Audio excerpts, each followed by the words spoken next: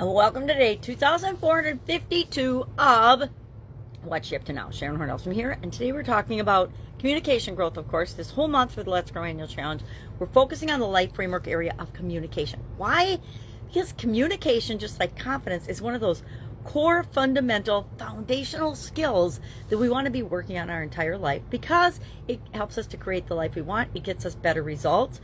We have better relationships. Our communication impacts, and we'll talk about this one day this month, every other area and aspect of our life. Our ability to communicate, meaning all the different types of communication. And today we're talking about different communication styles: aggressive, assertive, passive aggressive, and what am I forgetting? Passive, just plain passive. Duh. Passive, aggressive, and assertive.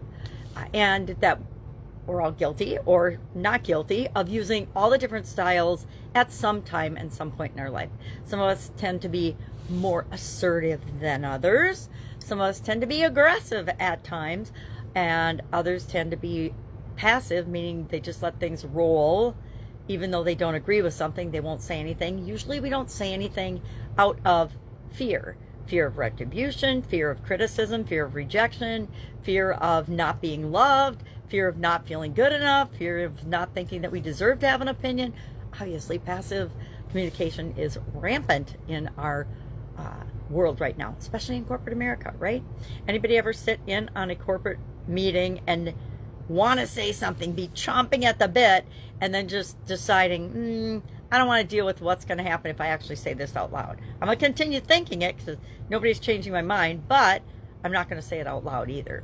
So, and then passive aggressive is, of course, like the silent saboteur. Have you ever worked with somebody that's passive aggressive and they'll say something or not say anything to your face, but then behind your back they're at the water cooler talking and undermining anything that you bring up or any activity that you're trying or project that you're trying to move forward. I think we've all run across each of these different types and styles. And like I said, we've all probably used these different styles at certain points and in different situations during our lifetime, depending on how old we are. Heck, I think my 3-year-old granddaughter and my 1.5-year-old granddaughter already know how to use all of these different styles. I didn't do it today, but I probably should have used 3-year-old and 1-year-old behavior.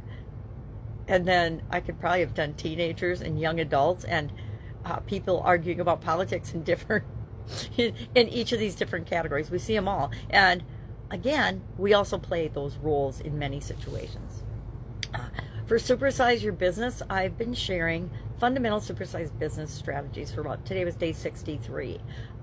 Sometimes I get on a roll and there's just a topic that's kind of gnawing at me, and I want to share more information about it. And so that's kind of what I've been doing. And today's I call the famous folks strategy. It's a strategy of using famous people to endorse or speak for or share information about your products and services, whether it's paid or free, and it's almost always paid.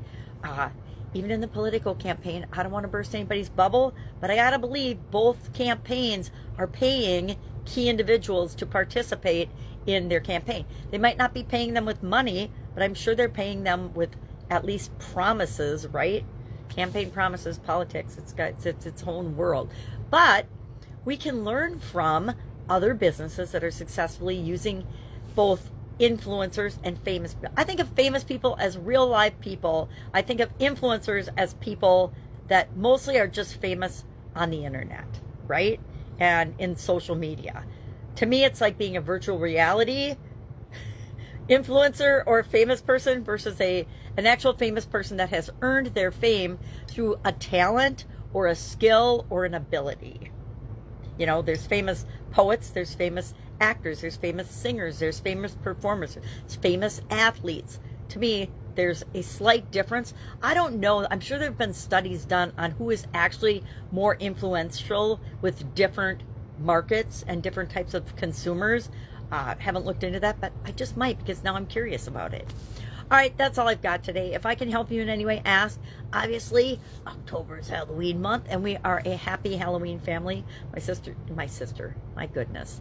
My daughter decorated for Halloween yesterday outside, so we have a couple blow-ups and little light-up ghosts and all kinds of fun things going on. So I thought as long as we have these cute little things, I'm going to share them this month, at least till the end of the month because it's fun to look at things that make us smile. And look at, I have got Frankenstein and Dracula as my famous influencers and my famous people supporting me because they're right here with me as I'm doing this video.